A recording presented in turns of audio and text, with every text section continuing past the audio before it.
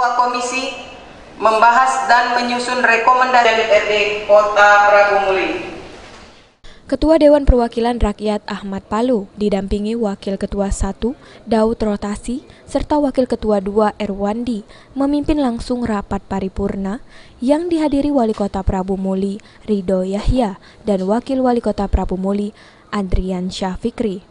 Rapat paripurna yang dilaksanakan di gedung DPRD Prabu Muli selain dihadiri seluruh anggota Dewan dan Sekretaris Dewan juga diikuti seluruh Kepala UPD, Camat dan Lurah di lingkungan pemerintah Kota Prabu Muli.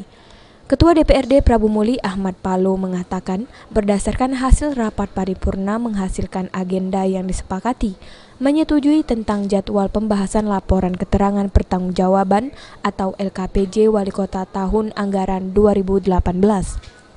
Pada kesempatan itu, Wali Kota Prabu Muli menyampaikan beberapa program-program dan hasil pembangunan yang sudah dicapai pemerintah Kota Prabu Muli sepanjang tahun 2018 yang tertuang dalam nota pengantar Wali Kota terhadap LKPJ tahun anggaran 2018.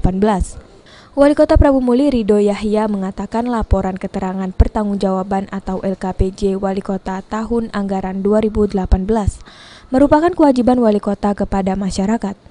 Tapi kan itu kan memang kewajiban kita melaporkan dan kewajiban juga laporan keterangan untuk bertiket di Dewan juga hanya mengkoreksi, bukan kayak dulu.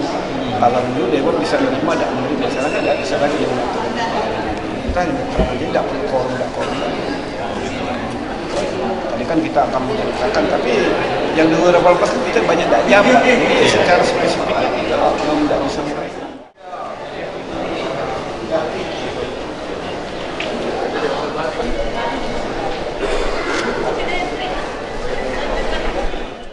Anton Pal TV.